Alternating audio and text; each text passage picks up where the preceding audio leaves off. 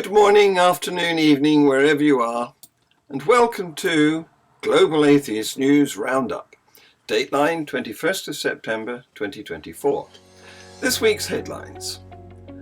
Bangladesh's Islamist party is reborn. Iran's morality police will not bother women, so the president says. Iraqi women's rights activist confronts a pedophile imam for legalizing child marriage. The UK High Court refuses an application to ritually circumcise a baby boy. Buffer zones are set to come in around English and Welsh abortion clinics. The Pope urges Catholics to pick the lesser evil between Trump and Harris.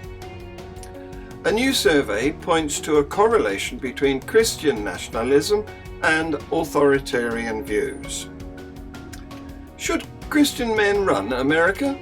Hell no, say abuse survivors in a new documentary.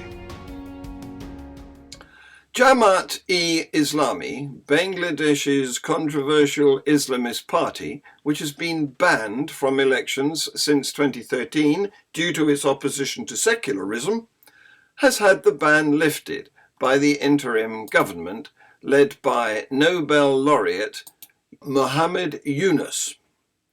It must now register with the Election Commission to participate in future polls. In a dramatic political shift, Bangladesh's interim government, led by Nobel laureate Muhammad Yunus, has overturned the ban on the controversial Islamist party Jamaat-e-Islami on August 28th. This decision reverses the ban imposed by former Prime Minister Sheikh Hasina, who was ousted last August following massive nationwide protests against her authoritarian rule and controversial quota reforms. The protests, primarily led by university students, were sparked by Hasina's reinstatement of a 30% quota for government jobs for descendants of the 1971 freedom fighters that was part of the Bangladesh Liberation War from Pakistan. Amidst this turmoil, Jamaat-e-Islami's Secretary General Mia Ghulam Parwar welcomed the ban's reversal, stating, quote, "We made a demand to present the interim government to revoke it. The government did justice by resisting a tyranny. I thank God Almighty for this." Iran's new president has said that the morality police will no longer bother women over the wearing of the mandatory hijab headscarf, days after the UN warned that women were still being violently punished for breaking the strict dress code. Masoud Pezeshkian's comments came on the second anniversary of the death in police custody of the 22-year-old Mahsa Amini after she was arrested for allegedly not wearing the hijab properly, sparking nationwide protests.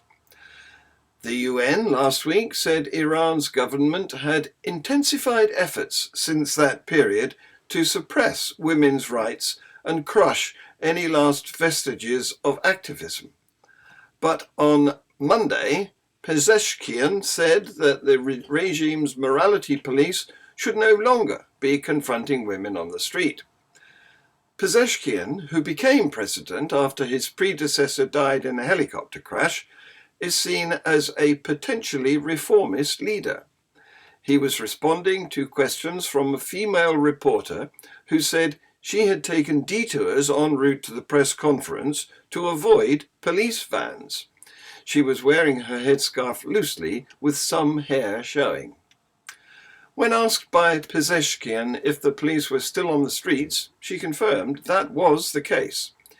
In response, he said, "The morality police are not supposed to confront women.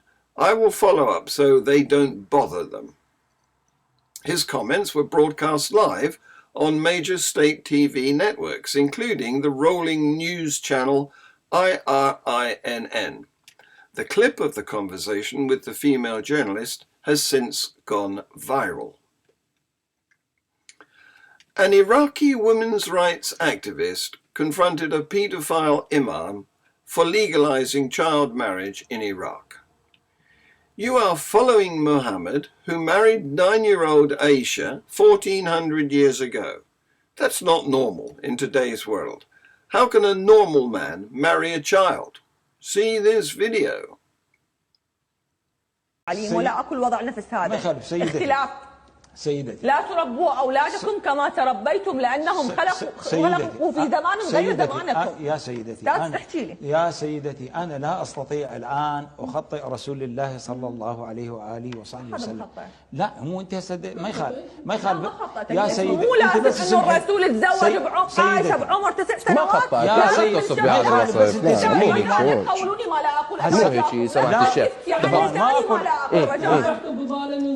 يا سيدتي خلي نسمع سيدة قمر. تفضل شيخ حداد. سيدتي لا خلينا نكمل. هذا احنا اذا صار تفضل شيخ حداد تفضل. نعم احنا لو بحلبة مع المصارعه لا كمل لي هسه خلينا نترك هذا المهاتره. خلينا نتحرك هنا والله. اي والله والمصورين الاخوه خلي ما يخالف. ست قمر الله يرحمه بس الطين صبر هسه بس انا قلت لا اله الا انت. لا مو انت هنا يا شيخ انت تقولها انت مو من حقك تغلطين النبي وما غلطت النبي. كلام القانوني اذا تقول هذا الامر قبل 1400 سنه يعني قبل 1400 سنه شيله وذبه. الصلاه قبل 1400 سنه والصيام والصلاه والدين والاسلام كله نشيله ونذبه. شلون يصير؟ لا انت ليش رافض التعديل؟ The UK High Court has rejected an application by parents to have their 16-month-old son, G, who is in care, ritually circumcised. G's father is of Lebanese Muslim heritage and argued that ritual circumcision was an important aspect of the boy's identity. The application was also supported by G's mother, but it was opposed by both the local authority and G's Children and Family Court Advisory and Support Service appointed guardian.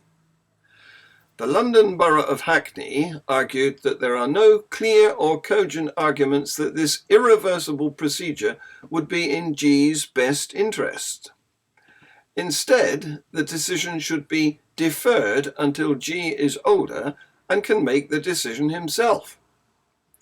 The Guardian was strongly of the view that G should not be ritually circumcised, and the judge, Nagina Khalik KC, explained the Children Act 1989 requires the welfare of the child to be the paramount consideration in reaching a decision on ritual circumcision. The procedure is likely to be painful and carries with it small but definable physical risks and long-term emotional or psychological impact, she said. 3 children have bled to death in recent years in the UK following circumcision. The NHS website lists permanent reduction in sensation in the head of the penis, particularly during sex, as a complication of the procedure. Buffer zones will come into force around abortion clinics in England and Wales from the 31st of October. It will make it illegal to hand out anti-abortion leaflets within the buffer zone or to obstruct anyone using or working at an abortion clinic. The protection zones, which will prohibit protest, will extend to a 150-metre radius around abortion services, and those convicted of breaking the new law will face an unlimited fine.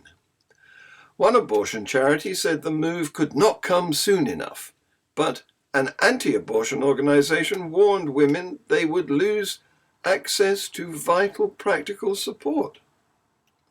Safeguarding Minister Jess Phillips said, "The right to access abortion services is a fundamental right for women in this country, and no one should feel unsafe when they seek to access this. We will not sit back and tolerate harassment, abuse and intimidation as people exercise their legal right to health care." The law was initially approved by Parliament in May 2023. However, the government said it would launch a consultation on guidance before permitting the buffer zones to be implemented. A similar ban was introduced in Northern Ireland last year, and another will come into force in Scotland on the 24th of September. Pope Francis has called both major US presidential candidates against life and advised Catholic voters to choose the lesser evil when casting their ballots in the November election. The pontiff said, "Not welcoming migrants," seemingly referring to Trump, "is a grave sin," and he compared Kamala Harris's stance on abortion to an assassination. Both are against life, be it the one who kicks out migrants or be it the one who kills babies, the Pope said, in rare political comments at a Friday news conference as he wrapped up a 12-day tour through Southeast Asia. The Pope did not refer to Harris or Trump by name in his comments. American Catholics make up 52 million of the 1.4 billion Catholics globally. Pope Francis was asked to counsel Catholic voters during the in-flight news conference and noted in his remarks that he was not an American and would not be voting in the election, but he encouraged Americans to vote. "Not voting is ugly. It is not good. You must vote," he said. "You must choose the lesser evil." Who is the lesser evil? That lady or that gentleman? I don't know. Everyone in conscience has to think and to do this. The Pope has frequently criticized abortion, which is forbidden by Catholic teaching, in sharp terms. Forcing a child from the mother's womb is an assassination because there is life there, Francis said. And this is not his first time making critical comments about Trump. During the 2016 election, he described Trump as not Christian because of the presidential contender's anti-immigrant language. Expelling immigrants, not letting them develop, not letting them have a life, is an ugly thing. It's mean, he said on Friday. See this video. Ambedue sono contro la vita, sia quello che butta via i migranti, sia quello che uccide i bambini. Ambedue sono contro la vita. Non si può decidere, io non posso dire non sono statunitense, non andrò a votare lì. Per questo dobbiamo avere le cose chiare. Mandare via i migranti, non lasciarli sviluppare, non lasciare avere vita è una cosa brutta e cattiveria lì. Mandare via un bambino dal seno della mamma è un assassinio, perché c'è vita. Americans who hold Christian nationalist views are also likely to express support for forms of authoritarianism, according to a new report, pointing to a possible link between those who advocate for a Christian nation and people who agree with statements such as the need to smash the perversions eating away at our moral fibre and traditional beliefs. The Public Religion Research Institute unveiled the new survey last week during Religion News' 90th anniversary celebration in New York City, presenting the data to a room of faith leaders, advocates, and reporters. While most Americans do not espouse authoritarian views, our study demonstrates that such views are disproportionately held by Christian nationalists, who we know in our past research have been more prone to accept political violence and more likely to hold anti-democratic attitudes than other Americans, Deckman said. Krista Brown has heard former President Donald Trump and his supporters boast of returning Christians to power in the United States and returning the nation to what they say are its Christian roots. She wants none of it. Brown, a sexual abuse survivor and longtime advocate for abuse reform in the Southern Baptist Convention, has seen what happens when Christian men have power over women in the church. The thought of them having the same power over the country makes her quake. I have seen what it means for the largest evangelical Protestant faith group in the country, and it's bloody awful, Brown says in a new short film about the connections between abuse and Christian nationalism called for our daughters. Brown is one of several abuse survivors, most with Southern Baptist ties, featured in the film, which also includes clips of Trump promising power to Christian leaders, along with photos of pastors with Trump.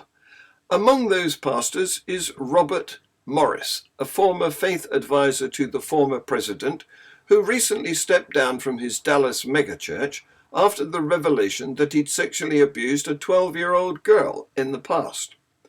The film also highlights videos of a pair of congregations cheering for abusive pastors, as well as clips of right-wing pastors such as Doug Wilson, who teaches that women were designed to serve men and make babies, and Joel Webben, a Texas pastor who believes women should no longer have the right to vote. Godly women want to feed their men, Wilson says in one video clip. Godly women are designed to make the sandwiches. Following this news, Tercia and I will be chatting with Amos van der Westhuizen, an Afrikaans novelist who has written about the changes since apartheid. You can join in by text on the sidebar. This has been Global Atheist News. Please like, subscribe and share. Thank you for watching.